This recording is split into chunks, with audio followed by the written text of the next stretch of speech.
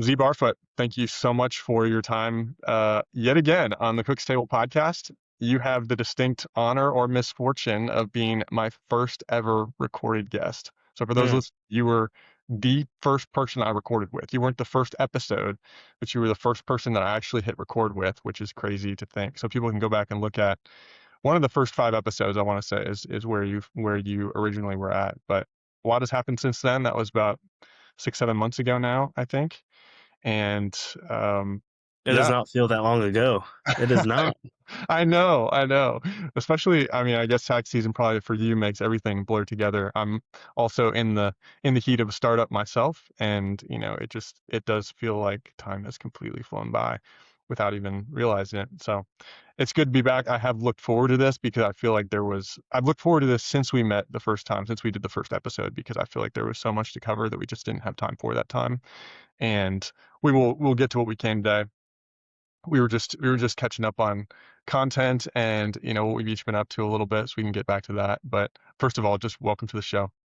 Thank you. It's great to be back. I think your podcast was the first one I ever did, first or second.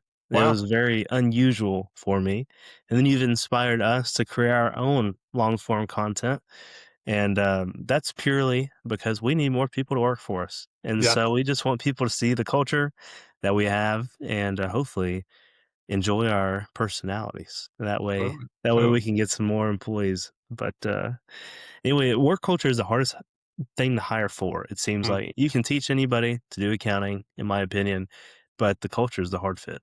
yeah. Yeah.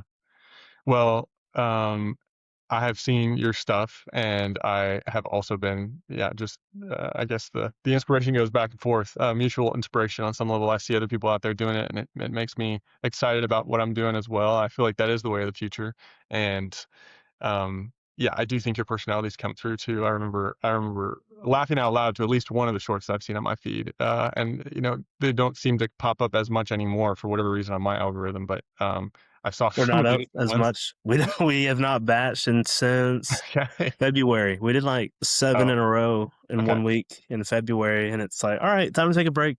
We'll Yep. probably get back to a normal schedule here soon. Okay. Okay. Are you thinking like for I guess non-tax season months, like would you try to do weekly, bi-weekly, monthly? You got an idea for that yet? We have, if we're doing short 30 minutes, then we could probably do weekly. Totally. That's so super doable for us. Um, Austin's not professing like Oh, he okay. usually is. He's a Okay. adjunct over at Hendrix, and Right. so spring and fall is a little bit more difficult, but summer, winter, we need to batch some more stuff. We also have a ton of new stories to tell. I mean, I don't know if you heard, but one of our clients is 90% sure that their aunt and uncle were basically murdered by their caretaker, and they tried to seize all of their assets out of their trust. They called the Oh, attorney that wrote the trust up to come and redo the trust and make her the beneficiary. And some things occurred. If you want to know the full story, you can go and listen to the full story. that's crazy. So it's out there right now on Yeah, yeah, CPA's After Hours. it is. Nice. It's up Okay. there. Yeah, definitely people need to go listen to that. That's crazy. I'm gonna go listen to it. That's insane. I guess I was gonna ask like how much you might rely on having guests on. But kind of, my model has definitely been kind of the guest appearance and kind of the networking aspect of that, the fun of, having a center of influence on, having somebody who knows what they're talking about. But I feel like with you guys, you could also do, and what I've seen you do is just rely on lessons, nuggets of wisdom from the CPA, and then client stories as well. Like, I feel like there's a wealth there. Is that where you're gonna Client focus? stories, man, you never run out of those, at least in Yes. our business, because we don't have like 20 high paying clients. We have a larger client base. Sure. And so you always hear something crazy. Um, anyway, that's what it seems like anyway. The other thing is Austin does a really good job at taking something that I would think is normal in my Mm, daily living, and it's actually not. And he frames it in a way to the normal person that makes it seem crazy. And yeah. so with him, it's really easy to continue have these stories. Not really embellish, but Right. this is not normal, Right. and we should not view it as normal. Like, Right. oh, here's something we haven't. This happened 2 days ago. we got a new client. They are a pain in the butt to deal with, so we assessed like a $2,000 pain in the rear end fee, PETA Yeah. fee, Yeah. and that just goes on top of the invoice. It doesn't have a separate line item, it's all included. Right. Separate line item might not be good for presentation. And Gotcha. then they accept we ask, for prior year tax returns with the depreciation schedules and things like that. Every normal accountant does that. And they got a text back from their former accountant that was like, if they can't figure out the depreciation from that one asset and the amount of depreciation on there, then they're not much tax experts. And it's like, what in the world is going on? Like, who even talks to anybody like that? It's part of your job to send that over. You know Yeah. what? We could figure it out now that we know that it's one asset, but we are going to make him provide it just Oh, because we can. yeah. If we have to write to the state board, we'll do it. It's like a weird line in the sand to draw for no reason, Mhm. but that's just Mhm. how some people are, I guess. Yeah. Well, it's interesting. I have also had several, not anywhere as many as what you're describing, just because I feel like I'm targeting a little bit of a smaller client base overall. But uh, I've had my own share of a couple stories that it's interesting how the audience, at least on LinkedIn, in my case, really gravitates to stories like that too. I don't know if they're like slightly emotionally triggering or if they're, they prompt some controversy. They start get people start arguing the comments. I had I guess a CPA who was local here in my area who basically required that the bookkeeping be kept in house for a client I was maybe going to do some accounting services for, um, more internal focus for them. They were trying to get this tax CPA on board who was who was I'm sure a great tax CPA, but had this requirement of doing the books, and they would redo the books even if there was an internal bookkeeper they could rely on internal to them, they would as a matter of caution and I guess whatever. And yeah, it was crazy. And yeah, and money too, I'm sure. And that's what many people in the comments said. I'm sure. I think you actually may have interacted with that post now that I think about it. But I think that post, one of these posts that I'm referring to, I think got 90,000 impressions on LinkedIn, which I didn't even have a following at that point. I had like 200 connections or something, and I posted something like that, and it just blew up. And I thought, that's insane. Like I didn't know I could trigger a nerve so easily on LinkedIn with a Yeah. story like that. But it, And it's it's always it's always the posts that are not super common, but you've lived it and somebody else is speaking right, to it, and so you want to relive it with that person that post. totally, totally. And so those are the posts that do very, very well. Hmm. Or LinkedIn really, really rewards accomplishment. And Mm. so I had a post that got about 150,000 impressions, and that one was about starting a firm at 24, Oh yeah, I going saw through that. it for a year, and um, that was really good for my self-esteem. Maybe too good, right? Now I've got a bigger head, but none of my Was that hats fit. the was that the But 500,000 post? The $500,000 firm at that was 20? a different one. That Oh, also did above, like, 30 or 40,000 impressions, okay, okay. and actually, that one might end up getting me business. You post about doing well in business, and then people wanna use you, which is weird, but that's how LinkedIn kinda works. Mm, hmm.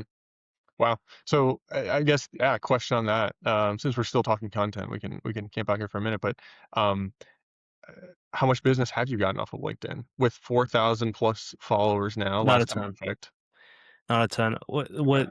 actually, um for a while, since I'm a prior financial advisor with my 7 and 66, I knew how to relate and speak to the other advisors out there, and we would become,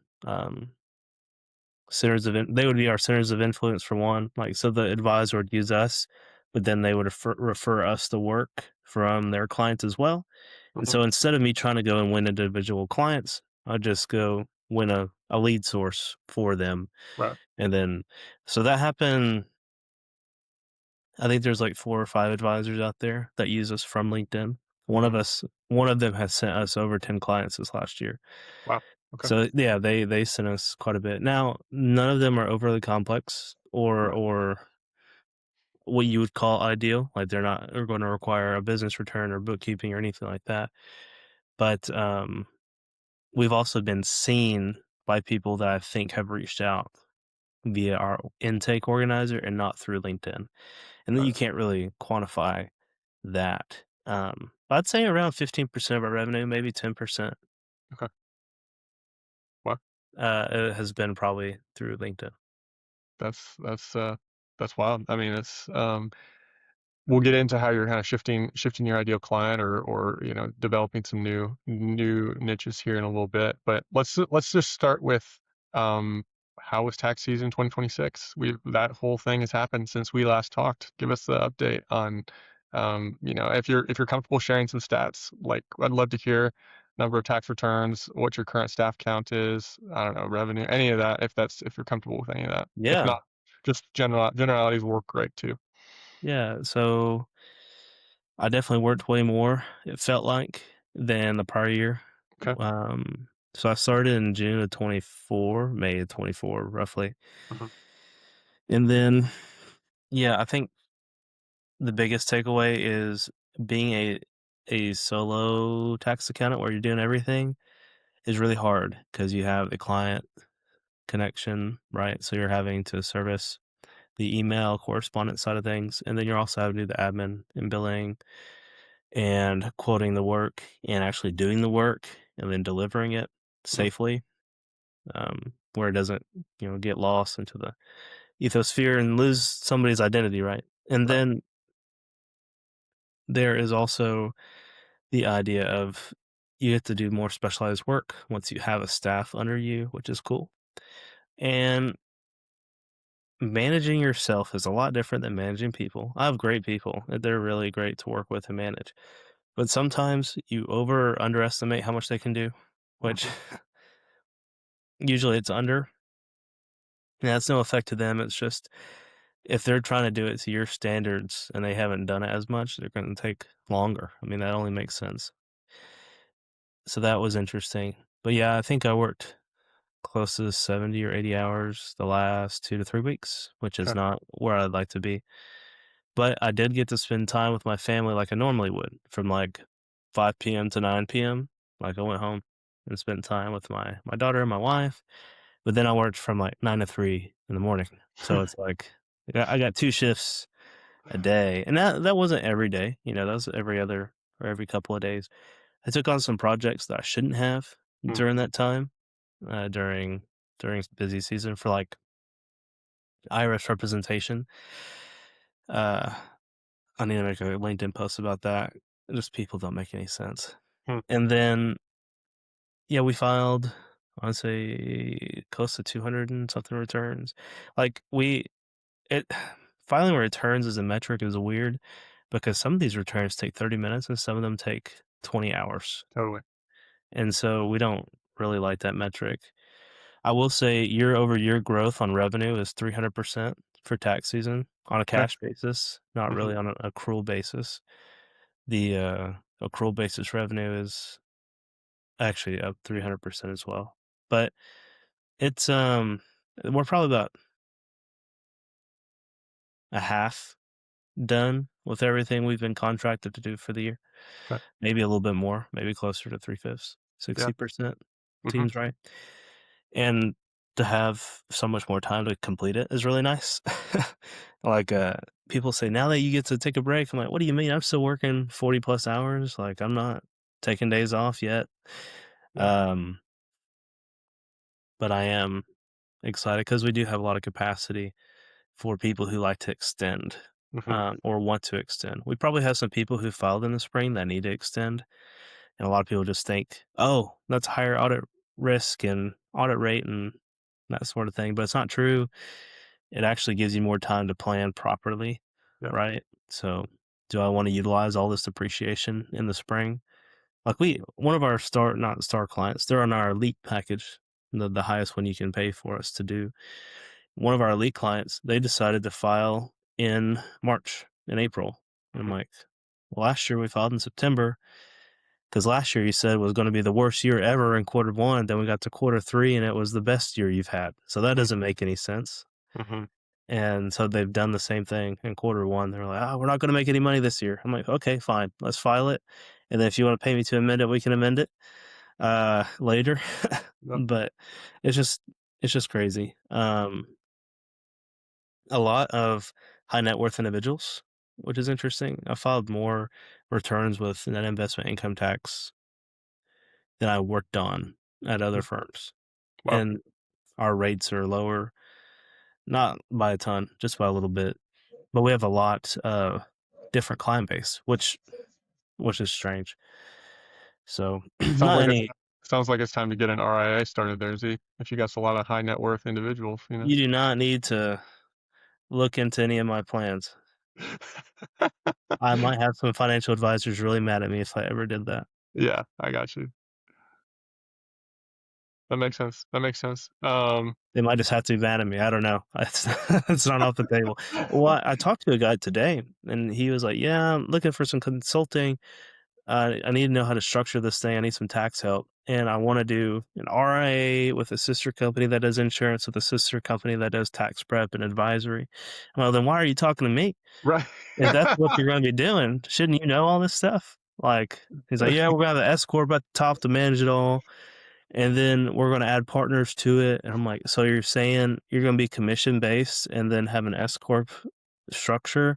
So tell me how that's gonna work. You have to pay everybody equally by the profits, right? Or you could W-2 everybody out and then have a huge loss.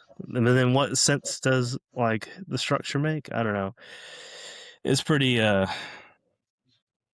wild. His Yeah. clients are gonna have some interesting tax advisory, meetings, but Well, whatever.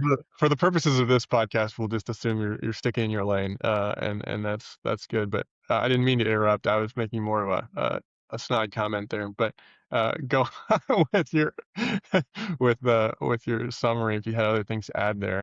What's your current headcount right now? You've probably have you stayed the same since we last talked? Was it four total for your firm? Oh, employees? Yeah, including Employees, sorry. myself, there's 4 of us. Okay, I think I had just hired them, that they hadn't really started, or maybe they just started. got it. Hiring in November was a stretch on the bank account for sure, Okay, because all the big income hadn't hit yet, sure. but it had made, uh, January, February, March, April, May way easier Mhm. than it could have been. Yeah. And I think that's the reason why I worked so much. There's a lot of systems that weren't dialed in, SOPs. Like, you don't have that when you're out by yourself, but now that people have to rely on your knowledge that is stuck in your brain, you gotta put it somewhere for them Hmm. to follow. Yeah. And, so no, 4 employees is a good mix for us. I think we still have capacity to do about 150% or maybe 200% of our Mhm. revenue right now with Wow. our 4 employees if we decided to add on some AI components, Yep. which we will.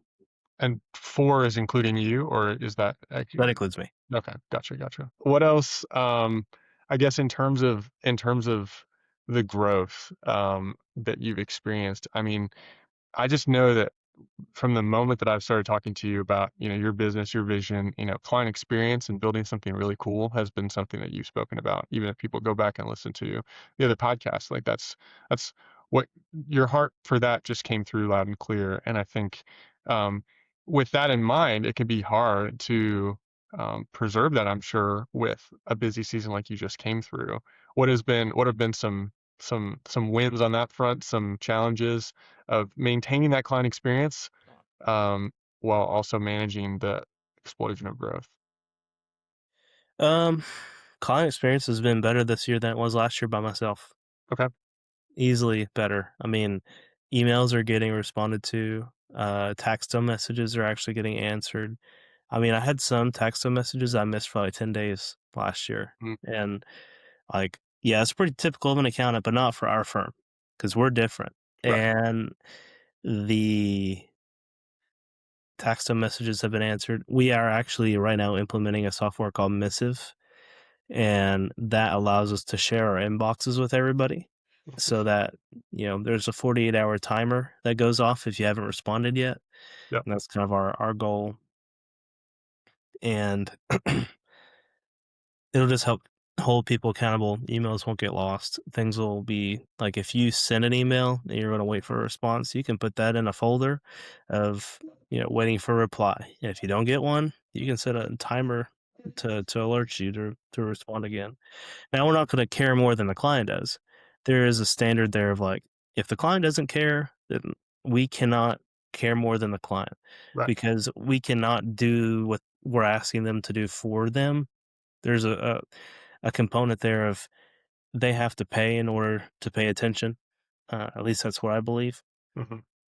And so maybe we need to increase our rates. I don't know, but there's there's a component there of like not really being interested to get us the stuff we need.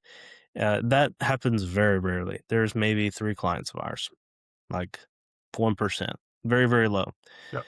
which is nice. The and we just don't want to incur penalties and then them say that it's our fault, Yeah. right? That we did a bad job whenever we are sitting waiting to move and it's their responsibility. The growth is hard because when you have a new tax return, you really need to look at every page of the prior tax return to make Mhm. sure you're not forgetting or missing any things. Carryovers, interest statement, like something really small. I mean, we have 2 stages of review now. So Austin reviews and I review. I Okay. do a video review, so it's very, very high level, pretty much comparative. And then he does the detailed review. And we've caught things that it's like, oh, this changed $8,000 on your tax return. This would have been bad to not Mm. to have this on there. And so sometimes I do the detailed review, sometimes he does. It just depends on who works it up. And that is very nice. Mhm. Quality control is super awesome. And with where we're able to bill, we're able to be very, very diligent in our quality control. Sure. If we didn't bill where we billed, there would be some errors out there and it would look bad on me. And I don't Mm, like that. mm, mhm. So, but the growth is hard because every new client is a 30-minute consult Yeah. at a minimum. And then it's a proposal, and then it's the actual work. The return takes longer because it's a new return, and there's the prior year that we have to look through. So that's hard. And with like half of our client base being new clients, it takes a lot more time. Yeah. There are some procedures that we're going to try and implement where before we were trying to send one request list to the client just so it's a one and done. Some people want to have multiple, it seems like, Mm, mm. which is weird. You would think you would just want one and be done, but Totally. we're gonna allow our preppers, at least the good one, not the good ones, the more seasoned ones, Mhm. to send a request list. Um, and then whenever we're reviewing and the stuff's been submitted since, that's when we'll send a second one if one's needed. But that kind of delegation of duties to a preparer is new and Yeah. psychologically difficult, I guess. Um, Good things.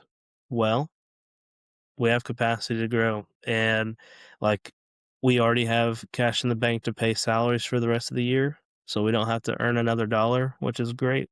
Mhm. Everything else we earn is just gravy on top, and so that's a very nice place to be.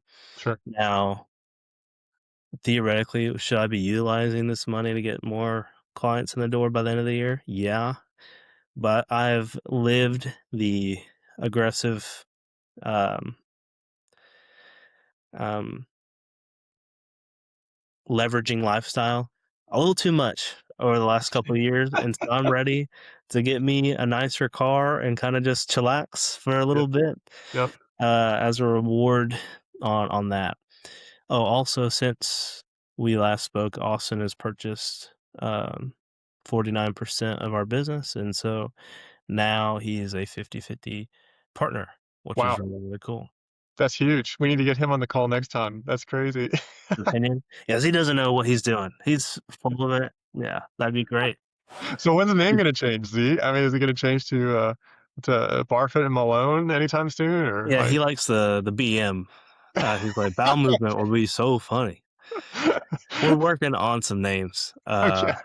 we don't know if we want it to be niche related or if it's to be, a bit more ambiguous, but Yeah, we've been working on some names for about a month now, and we're getting closer, sure. uh, to where not all of them are cringy and horrible to say. Nice. That's great. It's That's great. it's difficult. But yeah, so that's been great, and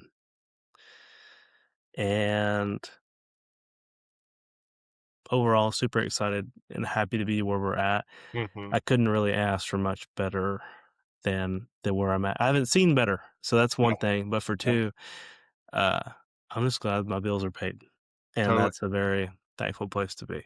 Mhm. I wanna ask about expectations. I think we talked briefly about you mentioned briefly about, a lot of clients getting extended or just the balance of that, who had to get filed in tax season itself and, who you're gonna take some more time on. Obviously, we talked about how you prefer people who extend just for the sake of better tax planning. How do you I'm curious, and others will be curious about this too, but, like, how do you think through setting client expectations around extensions, and, I guess meeting their demands if they require it to be done by the deadline, you know? Did you have a lot of fights with clients, at the end of I the believe everybody who sent in everything ready to do the return that okay, was needed by March 31 got filed. okay, So, like, that's a pretty quick turnaround. Most people yeah, say March 5th, March 10th, March 15th. We were able to push it out quite a bit. Um, what what you're describing, no offense if you don't like being called high maintenance. That's not a derogatory term, but that is what that is. sure, Those high maintenance clients, we have a solution. Essentially, whenever they accept their, proposal, they get sent, a message saying, "Hey, this proposal that you've accepted has a 6-week turnaround time," like it says in the proposal software. So you had the option of 2 weeks, 4 weeks, 6 weeks. Take that into consideration when you wanna file your return. I see. So you are in charge of how fast it takes us to do it. Hmm, Now, you have to get us the stuff to start it, right? We have some clients that think we start the return every time they send a document in. We put that one document in, and then we work on something else. That would be the fastest way, uh, to kill my employees. There's no chance. wow, That would not be good. totally. The the other thing that we've done to help that is we give people the option to schedule when we start the return. So if you accept a proposal in January, you can pick the first Monday of February for us to start your return, Hmm, or you can pick the second Monday in August to start your right, tax return, whatever day you want. Now, there's a certain amount of slots. So if the slots are full and you want March 17th, like every other person does, you can pay us extra to add you to that slot, or you can pick, March, what would that be? 24th, sure, or you can try to get in a little bit earlier. So we give everybody who's, I guess, higher maintenance or that needs their stuff done sooner the option and availability to do so. But we also allow people to pay for a spot, and if they yeah, want to pay to cut the line, I mean, they definitely can too. We had some people that paid for expedited tax return, and theirs was pretty difficult. hmm, But he had to pay $700 for us to do it in 2 weeks. He needed it for a loan. yeah, right. Yeah, I guess I haven't the firm I was at previously, we hadn't, implemented the rush fee yet, but we talked about it and, um or expedite fee or whatever you wanna call it. I think that's really cool. But then also to clarify, are you saying that there's actually, like, they get to choose a date and they submit the date that they want it started Yeah, when they like, through your portal or through the software? it's through Calendly. Okay. Wow. Yeah, Wow. so whenever they get the proposal email and Yep. they accept whatever package they want, um, I have some zaps, some automations that Yep. see which proposal package they've picked. All right, what's the turnaround time on this package? Okay, pre-fill this message with this information, and Yep. then here's an access to this Calendly to where they can pick when they want us to start it. and an expected turnaround time, up to 4 weeks, up to 6 weeks, up to two Wow. weeks, whatever package they pick.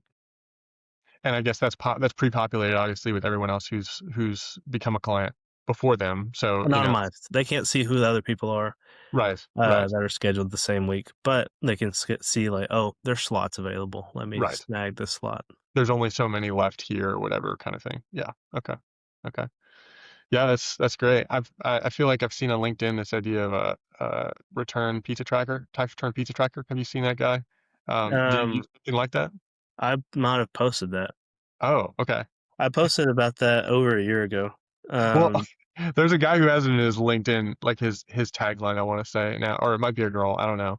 No offense to whoever that is, but it could so they be. stole my idea? No, I'm just Yeah. kidding. I No, mean, there's a chance but that we connected way before or way after, but I posted about that. That's our tax dome okay. um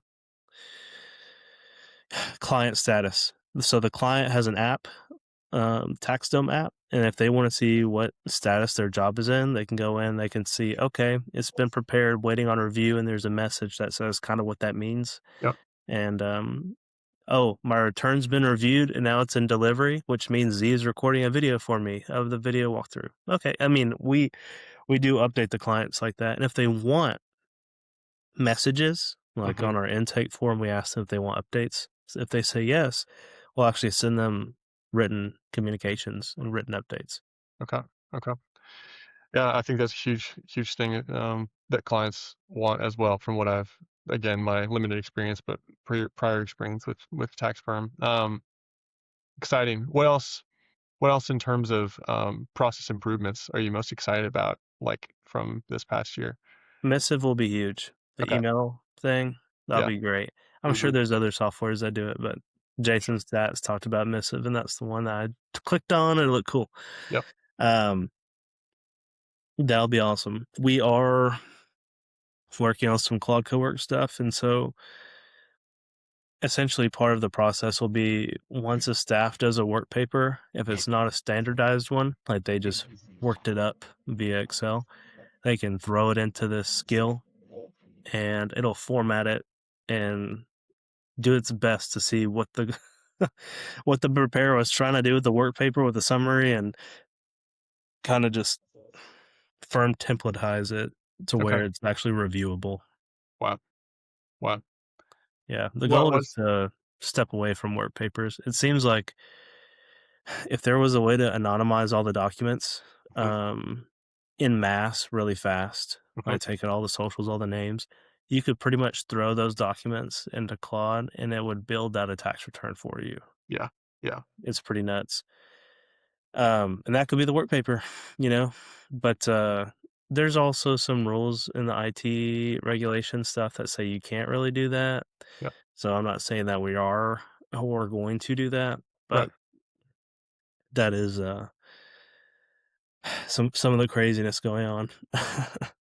For those of us who are CPAs and have registered CPA firms, it feels like I guess when I compare talking to people who aren't CPAs and are finance people and who are, maybe internal facing a little bit more, say like a fractional CFO, for example, the conversations I'm having with those people are much more AI forward, like than I have maybe with the other my CPA counterparts and maybe how I've seen other CPAs online talk about it. And it's tough. It's a tough balance because we have increased regulation around client Right. confidentiality and different things if we're registered, in the way that we are, which is important and right. And I'm not dogging on that, but it's almost like in this point in time, it's almost would be nice not to have that stuff and not to be a CPA so that you could experiment and play with it. Obviously, you work with the client and you make sure that the expectations are aligned and that type of thing. But that's my biggest concern with AI and going full send into it right now is just I wish there was a way if someone could come up with an app designed specifically for CPAs that cleans all the data before you throw it in, like cleans all the socials off of it, they'd be rich. We need that so badly. Uh, And I mean, you can do that with PDF, but it would take yeah, forever, you right. know? And it's like, well, by that point, does it take longer to just do a work paper or, you know, that type of thing? We also have some better processes for our trial balance software. We use Mhm. Tally for, and the binders, if you do it correctly, are awesome for Okay. review. I mean, it is wonderful. You can actually get the journal entries to the client ASAP. So we built some procedures around that, which is fantastic. We also have built some procedures around meetings, like Mhm. meeting agendas. That way it's not just all right, start talking. I'll tell you what you're doing right or wrong. It's like, here's some questions we need to be asking yearly. And then, I mean, I've made some small tweaks and changes around proposal stuff, some small tweaks and changes around our sales process and sales cycle and how fast we can close that. But just a lot of changes. I Yeah. mean, small or big, not necessarily a ton. I think we switched over to Verito. We used to use remote desktop for Mhm. our server hosting. Okay. Now we're over at Verito and they do our IT management and they also do our server hosting. And that's been a game changer because I am so afraid of losing data, client Mhm. data. Um, our staff, Nick, he's taking auditing this week on Okay. his exam, so we are hopefully gonna get a new CPA Let's go. in the office. Yeah, in the office, which would be great. Super excited about that. Mhm. And then I'm going through our software tech stack right now and see if there's anything else that we're implementing. Um, Not really a ton. I Okay. think if we asked about it, I'd be able to inform you, but Yeah. Yeah. overall, it's just a lot of still internal development. Totally. Totally. No, that's exciting. That's definitely one of the things I say to people when I talk about you, and I do. I hope you know that. But I get excited about what you're building because I don't feel like there's a ton of people who are as excited about scaling a tax firm, um, as there may have been in prior years, prior decades. So it's exciting to see what you've been building. But I do emphasize the client experience side of things. Just how that's been such a value of yours, and I think that's the one competitive advantage that so many people miss in the industry. And I'm sitting here talking to the guy who literally is on his LinkedIn, tagline, the CPA who answers his emails, which is crazy. The bar is so low. But yeah, excited to see where you continue to move with that. So um, Appreciate it. Yeah, the bar is extremely low, and that's what that LinkedIn post I made recently was is how do you scale a CPA firm to 500,000 in mm, revenue? You just respond to people's right, emails. You don't try to sell them something they don't need, but you also sell them the things that they do need, which is like tax planning if they need it. And I don't know, it's crazy low bar. And if you're excelling, I see no reason to make it super, super big and profitable, which like I'll have aspirations to be a $10 million company. But if I was, I mean, that wouldn't be horrible. yeah, right, Uh, I mean, I could find a cool car to spend it on or a cool place to go, yeah, right? yeah, But that's kind of beyond the scope. And with AI, it, my thought process is I am racing AI to build something scalable and to sell it before selling it makes no money, okay, okay, which I could be wrong. Like maybe tax advisory never gets touched and it's always super, super profitable and yeah, the firms can always sell. But if 5 years from now and all tax prep is automated yeah, and most of the advisory stuff is automated except for $100 million companies, then there is going to be so much competition and no clients. And yeah, so I would much rather sell it in year four totally, before he gets there and right, then go find a pizza shop to work in. I don't know. I, there's just a thought there that's maybe I need to do this as fast as possible so that I don't have to rely on this yeah. forever. I'm not sure that I want to give them airtime because I wasn't sure what to think when I got on the phone with these people. But there's this group out there called United Accountants, which I'm sure is one of many like it. Um, and I connected with somebody on LinkedIn. I mean, great guy. Seemed like good meeting, but it just was indicative of where we're headed in the industry, and I didn't really realize what I was walking into. But essentially, it's an AI. You'll just be interested in this, and it's for what it's worth. But it's an AI um, tech company, basically accounting firm roll up deal. So they buy your company, your accounting firm, and they inject AI into in client by client basis, on a client by client basis, starting with the most complex and the biggest lifts, and working their way down to, your smaller clients. Obviously, it's got to be a good fit. They got to vet you. They got to like you. That type of thing. But his sales pitch was, you sell your company to us, you retain, 20% or whatever of your firm's value as ownership in our company. We give you the rest in cash.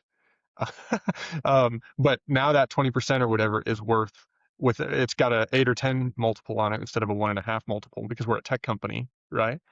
And so you come out ahead, but then essentially you get to 5x your number of clients served as well, because we handle all the back office for you. We handle all the actual service for you, right?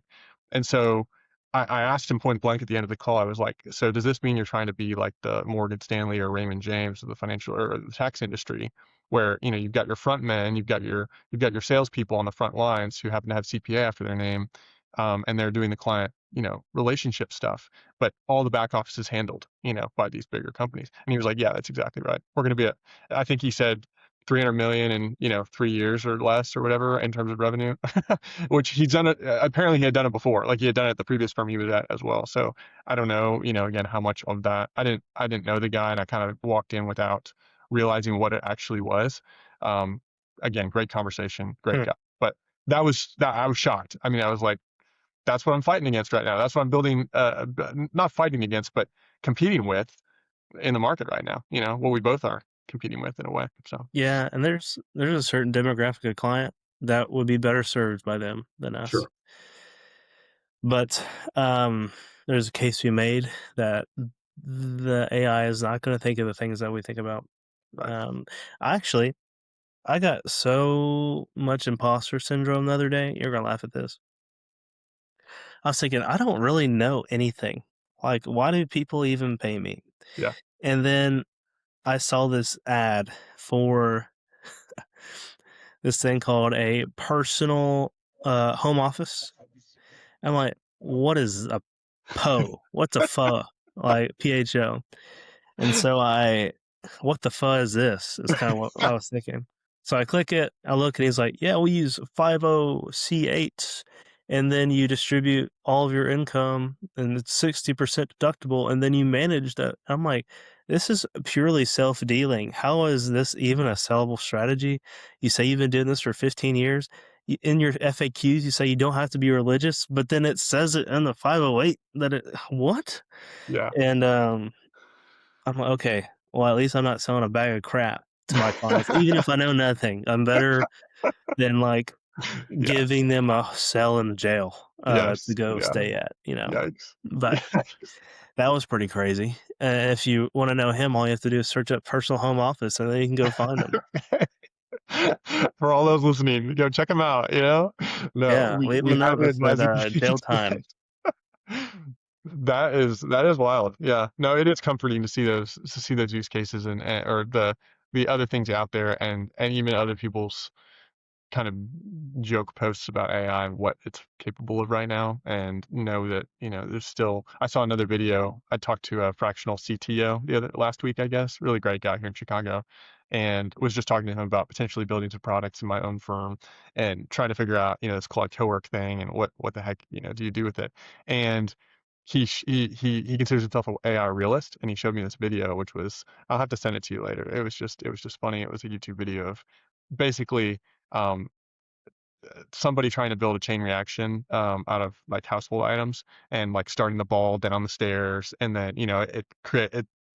sets off something else where books fall on top of each other or whatever. Well, anyway, it didn't work, and it went on for like literally 2 minutes of him having to at every stage intervene in that process and start the process again. And it was like, this is what our AI, your AI chatbot rollout or whatever it is in your company right now.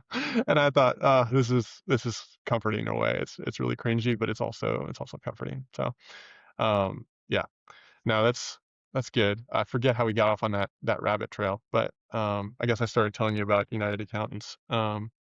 So um, thinking about tax planning, though, I wanted to come back to that tax strategy, tax planning. You mentioned that and how, um, yeah, that's a strategic need for clients and something that people is kind of hot. It's kind of a a buzzword right now, I feel like, in the industry. People are like really high on this proactive tax strategy.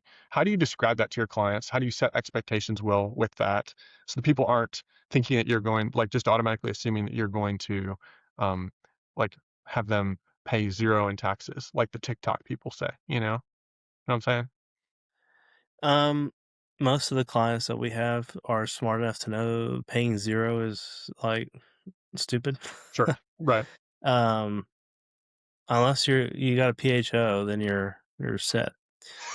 But A POH, as yeah, personal home office. whatever it is. Yeah. PHO. Well, yeah, whatever that guy has to sell. Um, uh, the the tax planning actually doesn't really talk about advisory planning that much. It really talks about getting more access to us. It Mhm. doesn't even really sell results. It doesn't sell anything like that. Now that's maybe a bit bad on my marketing and sales piece, maybe, but um, usually when we're talking with a client, we'll just tell them what they need, Yeah. and then they'll pick that or maybe not. It just depends. I would say high chance that they do. But then we also have like Elite, which is like our quarterly meeting, Mm, and we're like, I'm gonna leave it on there in case you want to see my face 4 times a year, but you probably don't need that. sure. That's a better fit for maybe some people a little bit. Um, maybe if you were to get a couple stages past where you're at now, that would be a good fit. And that doesn't mean to say like you're not worth it or whatever. It's like spending this money doesn't make sense for you right now. Right. And I mean, every once in a while, we'll have people that say, like, how much money are you going to save me or whatever. And we have had one person pay for that, that it did not make sense for them monetarily to do so. Mhm. So that's pretty good run rate. And I did not advocate for them to spend that. They decided to do that on Right. their own. They chose that, not me selling it. I don't sell people things they don't need. Yeah. Yeah. So that kind of is a good spot to be. Yeah. Now, maybe I could tie it to results of like, hey, this person saved whatever, whatever. But like, yeah, it's just we don't really tie it to results. The expectation is not a monetary result. It is a I have more time for somebody that is going to do a projection for me. They're going to tell me how much I owe in April, in November. That way I don't have to come up with the money all at once. And we're going to find some ways to lower that before the end of the year. Yeah.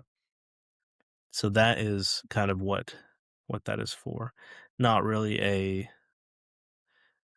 I don't know, not really anything beyond that. That's helpful. We don't Yeah. really sell results. Okay. Okay. Um, well, let's shift gears a little bit and talk a little bit more about where you guys are headed in terms of ideal client profile and niche, and the questions that you're kind of swirling around with that. You mentioned before we got on this call, we'll start with your Boston trip. You mentioned that you're taking your staff out to Boston for a company trip, which sounds incredible and sounds like well deserved after all that you guys have put in, and just sounds like a fun culture thing. So tell us a little bit more about that, and do you plan to do that in the Yeah. future as well? Is that kind of like a new rhythm that you want to start? Well, this time of year, probably not. Like, it's gonna be in June. We did go on a trip with me and Austin, the first 2 employees, Yeah. in January to Mexico, and that was great. You're out of the country, so you can't work on client confidential stuff, but you could work on the firm, and Right. so we did so much business development on that trip. Wow. We came back with a list of 70 items to do, Okay. and 20 of them, or maybe 25 of them, had to be done in the first week or 2 when we got back. Yeah. So, it was, like, pretty crazy working on the firm in late January, early February, Sure. not on client work. I don't think we got proposals out until the middle of February. Like, it was bad. We had a lot to catch up on. But things are way smoother now, Mhm. and it should be way better next year because Sure. of the time we spent in Mexico. The Boston trip is a reward for them for number 1. They deserve it. They didn't work 70 or 80 hours, but they did work hard, and that is to be noted. The, I spent a lot of time trying to ask them indirectly, like, what do they care about most? You know, is it pay time off? Is it money? Mhm. Is it trips and experience? Is it good food? Is it sport? Like, what do they want to spend their time and do? And it seemed like everybody really valued the experience of the trips. So that is why we're going to Boston instead of them getting a hefty spring tax season bonus. Sure. Now they do get like $1,000 to spend while they're in Boston. Uh, that was paid out of a distribution of me, so they're not even going to pay taxes on it. Wow. Yeah. But they will get to spend um, a few grand up there on top of the trip, and that I think hopefully goes a long way. Now, I did want to reward them the way they felt like they would be best rewarded. Like, is it, do you just want to be told you're doing a good job? Uh, No. Okay. Well, then I'll do something else. Just tell me what it is. yeah. So that's the Boston trip. The niche is attorneys. We're going to keep our general client base right now because we have capacity, and we're Yeah. going to maybe trim some of that if we did get some traction on the attorney side. But we see like there's not another firm in Arkansas, I don't think, that specializes in attorneys. Okay. Um, and we have one self-employed attorney here in Arkansas and one in Tennessee, and both of them are great clients. Hmm. Like they pay bills. They um, want a professional to handle it. Yeah. They're not rude. They're not mean. They're hard. They're not hard to work with. Now they might need more assistance. Like they might need bookkeeping, which is great if you're looking for another revenue stream. Yeah. They need advisory. They all got something else going on the tax return that's not just taxes. Mhm. So that that's going to be our niche going forward and where our marketing dollars are going to go. Yeah. There are a couple of events that I might be attending, like a young professional association or something like that. Just haven't signed up for anything like that yet. Okay. Okay. I've heard that attorneys, in terms of like bookkeeping and stuff, they are a little bit more like some Complex. bookkeeping firms will avoid them because the law firms. I think it is it the IOLTA account. Yeah. Um, I don't want to butcher that, but I think that's what it is. If I've seen some stuff on that. So, in short, in case your viewers are really interested in the intricacies of bookkeeping for law firms, because I know they're out there and they're curious, Yeah. there is a thing called an IALTA account. It just means that's the trust account. So when you pay an attorney for a retainer, you give that money to them, and that's not in their bank account like it is ours. Like Got they it. have a different level of procedures they have to do. They have to treat this money and like it's not theirs. The money in the retainer that the interest accrues actually goes to the Arkansas Supreme Court. And so some Wow. attorneys won't do it just so it doesn't go to the Arkansas Supreme Court. Wow. I got a friend of mine that won't do them that way. He'll just put it in a non-interest bearing account. They'll just say, "I'll just bill you after. No Oh. retainer needed." Yeah. Wow. But yeah, if you have a retainer, you have to do IALTA, trust accounting, and basically you have to reconcile how much is in each client account Hmm. at the end of every month. And in some states, if you don't do that, you can lose your registration with the bar. Wow. Like it's a pretty serious deal. That's wild. That's wild. So, yeah. What other specific if there are attorneys listening to this, what other specific things have you identified about that target market that, like, tax strategy-wise, that might be unique to them? Or if Oh, there man. is it I mean, just it's because 'cause they're involved in everything. There's, yeah. like, every tax strategy you can do is available pretty much. Okay. Some of them have real estate, some of them have separate businesses. Yeah. I mean, a solo 401k is one that we're using for somebody right now. Okay. Their spouse doesn't really work, so they are gonna be a real estate professional. I Nice. mean, there's just a lot of things that you can do and save some money there. No, that makes sense. That makes sense. That's exciting. Yeah. And for clarity, I think I brought that Boston conversation in because that's also linked to to the marketing efforts that you're doing too, right? You're going to be doing some training up there while you're up there. Is that right? Yeah, yeah. I mean, we're not gonna go and just have fun. Who would do that? Right. No, we're gonna go and work. On a serious note, Yeah. we do plan on carving out some hours in the morning to do some business activities, Sure. and then I'm part of this school community Okay. where you're growing your accounting firm, and This is like Hormozy school community. it's school community, not his specifically, Right. but Right. Right. it's somebody else's, Yeah. Yeah. and Okay. they are, really good. I've enjoyed my time so far in it. It's been Well, helpful. One of them specializes in, like, social media advertising, and I actually told my editor when he edits my shorts to copy him wow. because he does a really good job at captivating you. And so, I'm in there getting notes from him personally, and I'm like, "Okay, this is great. I can actually scale some stuff with this." And, one of the people in that group is from, Boston, or not from Boston. He's in, the Massachusetts area. So Okay. we'll be meeting up with him and, That's cool. doing some business planning stuff. I've not met anyone who's in a school community yet, but I mean, it's all over the place. I see it. That's really cool that you found one that's working out well. Are there a lot of? Do you get the sense there's a lot of school accounting focused communities? Yeah. Okay. Okay. I mean, I, have you heard of Jasmine DeLucci? no. So she's like the Italian lady. If you saw her on YouTube, you would know her. She's got Okay. the black hair, kinda curly. She wears a lot of blue jeans. She's a tax attorney that's also a CPA. Oh Is yeah. like, "For Yeah. Yeah. real Yeah. tax And advice, follow yep. me." Yep. Yep. Okay, I that's know her. her. She has a school community of about 12,000 people in it, Wow. and her minimum to work with her, I think, is like 20 grand or something like that. Okay. Like, it's Gosh. insanely high. Maybe that's Carlton Dennis, which I do not like. Okay. I've Jasmine, I seen him like as a well. lot. Yeah. I like Jasmine a lot. Okay. Carlton, not the biggest fan. Yeah. And she has a lot of videos talking about Carlton Okay. and Okay. her stuff. But she has a large community that is full of, I think, half tax preparers, half just regular people trying to know more.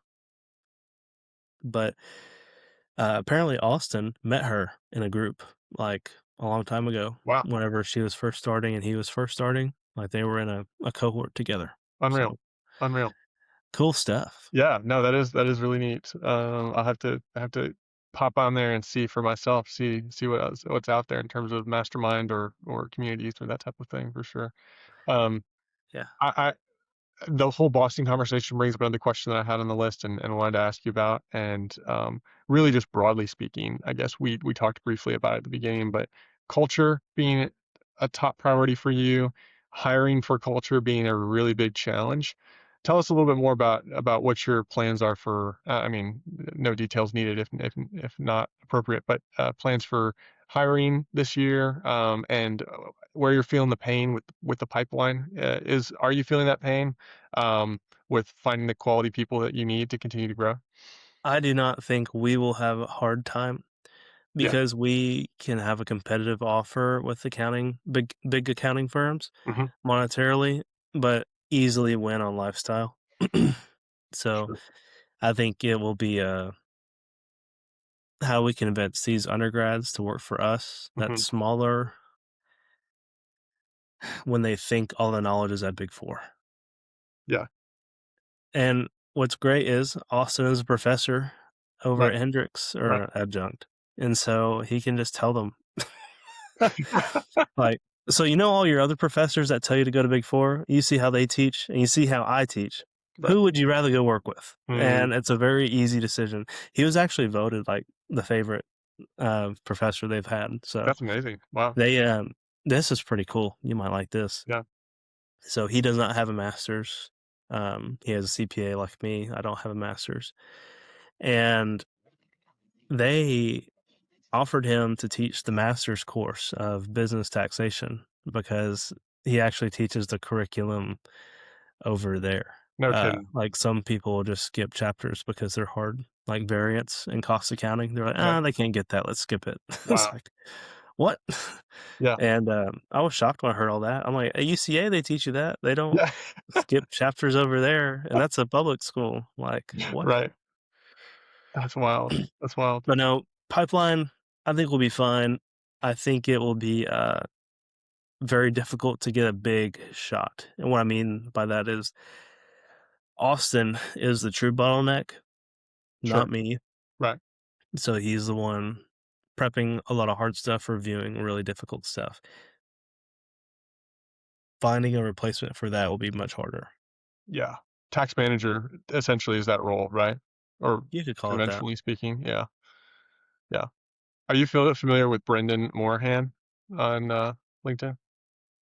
So I met with him the other day. Really? For yeah, I do not even know why he took my cold message or whatever. But I think I'd interact with one of his posts, and I was just curious to talk to him. So great guy, out in I think he's in New Jersey, but he's the guy that I don't know how close you follow him, but he's the guy that um I guess quit his job, but also 800K in 2 years, right? right, retained contract work as a tax manager for the long term with a smaller firm, and, yeah, he's done some insane numbers, like, in the last couple of years. I think he's in year 4 or something of his firm. So, anyway, just interesting conversation, interesting take. I think he does fine on his own now, but he still does contract work because it's so lucrative, and, he also writes a lot. I've seen most recent posts, he's writing a lot about the need for that tax manager and how short-staffed, how the talent pool is just shrinking away in that particular role because no one really wants to do it. So I don't know if you'd look into some contract work on that. I I'm sure you'll get creative in whatever way you end up doing that. But I just say that to say other people are seeing that as well, as I'm sure you will know. So Yeah, well, it's like if you're gonna have a manager full time, yeah, how many returns do they actually need? And if you're building your business fully off of returns, that is an issue, but we're not. A third or maybe more of our clients engage us for planning. okay, yeah, So, it if you're shooting for, like, a 3,000 tax return shop, yeah, that's a hard game to win. yep, If you're shooting for a 500 client maximum with a couple of teams and specialize in solving one really hard issue, that'd be nice, more doable. Yeah, and yeah, that's what we're working on. okay, okay.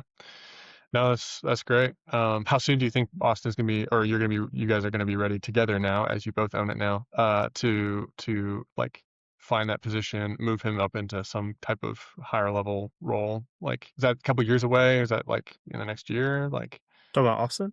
yeah, yeah. Oh, Austin's already doing 90% of the review work.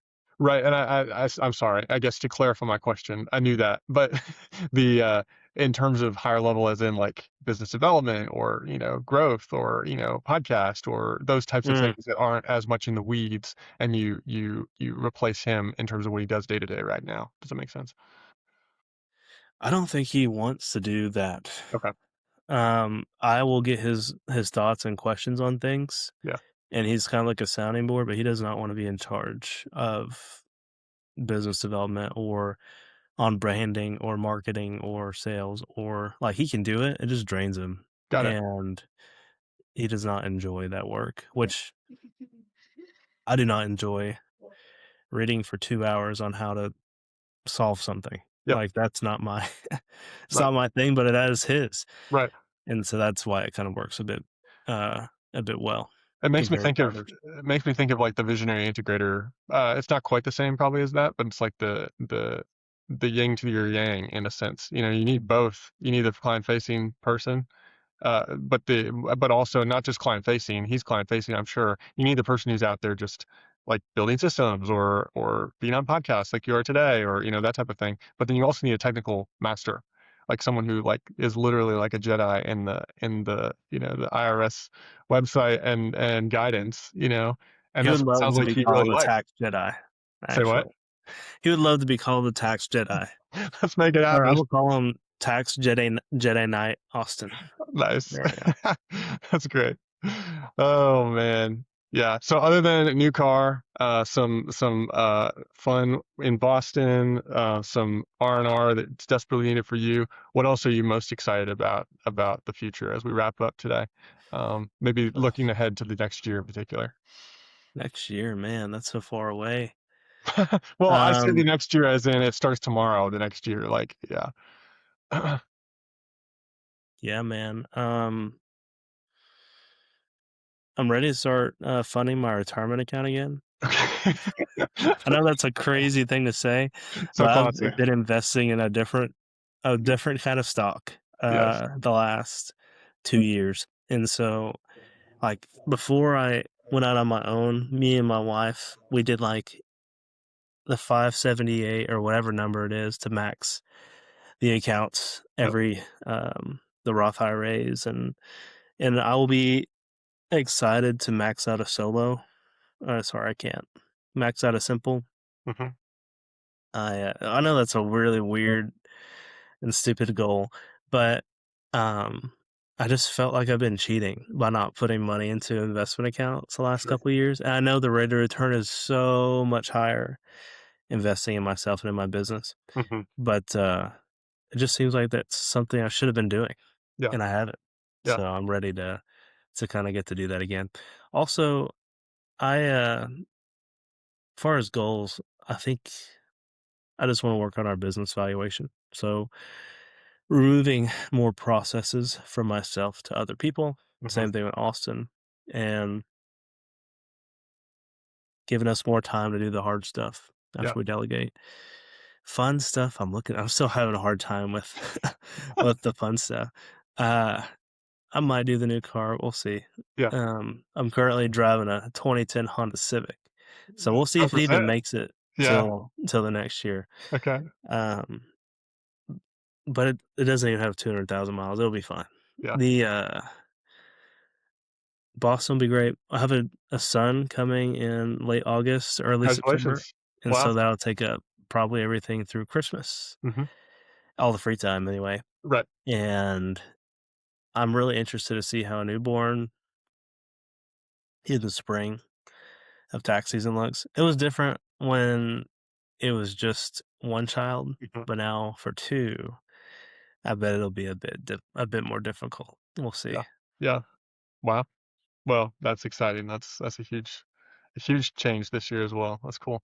Um, well, this has been great. I appreciate your willingness to come and have a conversation again. I feel like we did cover quite a bit and some nuggets that people who are building tax firms or adjacent to this industry will be interested in. I'd love to continue following along and seeing what you're building. It really is inspiring and exciting. And I guess lastly, to underscore, um, you do have a podcast, and people need to know about that as well. We've already mentioned it, I think, on the recording here, but CPAs After Hours, right? Yeah.